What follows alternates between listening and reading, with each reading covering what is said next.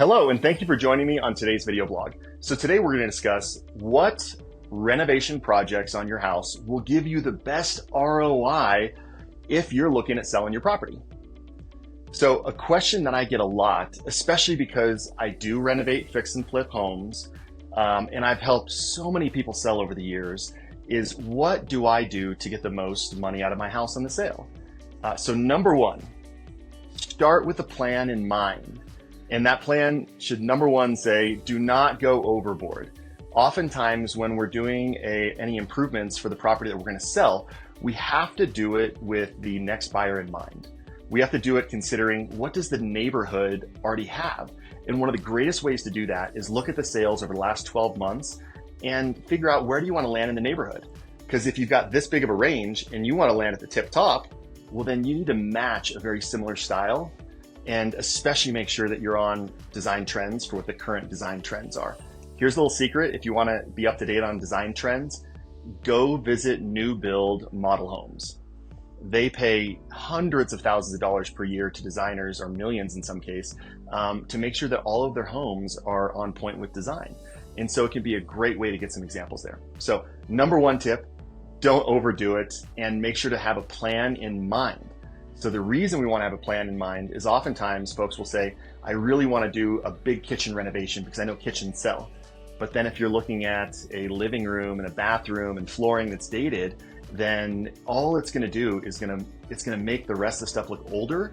And so it's kind of like you want to have a little bit more of a homogeneous look where everything seems similar. So you don't have 1970s in one room and 2024 in another room. Okay, so number two, people want to know specific items. And there's a lot of things that if you think about walking up to a home that can impact you, number one, it's going to be maintenance items. So folks have mentioned like a front door can be a great investment, or a garage door can be a great investment. And that's true if the ones that you have now are pretty beat up and worn out, or if they happen to be just so out of style that there's no amount of painting or improving it that's going to make it look like today's modern homes. And again, it's got to fit with the style of your house. You can't take like a very traditional home and make it really modern. You want to have that feel work.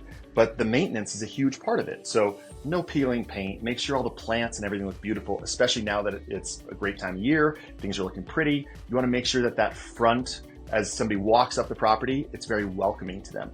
And it's amazing how far paint can go. Number two, when you come into the house, people often ask again, what are the most impactful areas? And in my opinion, of course, like kitchens make a big difference. Of course, primary bathroom and secondary bathrooms like powder rooms, things that people are going to see when they're entertaining, having guests over, those can make a really big difference. Flooring, if you have flooring that can just be cleaned and made to look nice, that's fantastic. Otherwise, one of the things that we always recommend is paint touch-up. We love having that new paint smell when people come into a home. Makes it feel like it's theirs and they can damage it versus taking on someone else's damaged corners and everything. Carpeting can be huge. Sometimes it's even similar price to exchange carpeting for like an LVP, which is luxury vinyl plank, or like a wood floor or a wood-like product. So getting an overall feel for it is what's going to make a huge difference. And then looking at what's your budget and where you want to land. And that's when we decide how much money do we put into a kitchen? How much money do we put into bathrooms? Can we just paint the cabinets instead of doing new kitchen cabinets? Can we swap out countertops? Can we upgrade some appliances? Little things that are relatively quick and then can make a really big impact on how it looks. To give you a really brief example, one of the homes that we listed earlier this year was on the market last year at $625. They marked it down to $599 and it didn't sell. We took it on, we brought in one of our contractors, spent about $5,000 mainly on fit and finish items, things that would come up in an inspection, things that just looked kind of a little not finished. There was a lot of DIY work in the property, and all of us have a tendency to get 90% of it done. And so we brought in a contractor to finish that last 10%. Well, we relisted it. Oh, and we staged it. That's important.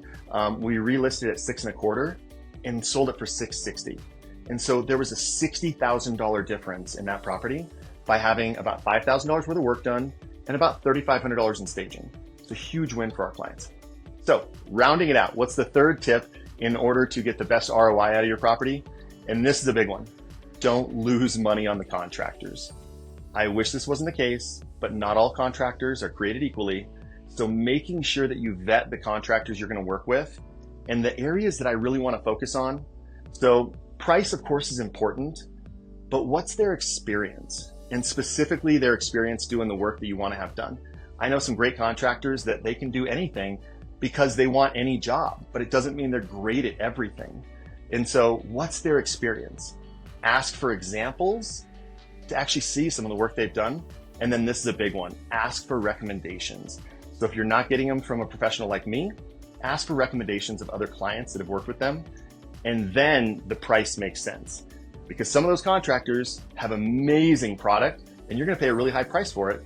Some of those contractors, you might need to keep on top of them a little bit, but then you also get a fantastic price. And so making sure you vet the contractors is huge. So I hope you've gotten value out of today's 3 tips on how to get the most ROI from your home from doing renovations.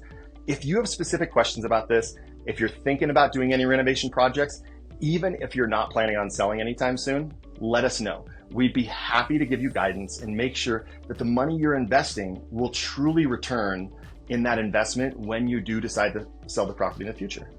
So thank you for joining me today, and I look forward to seeing you on the next video blog.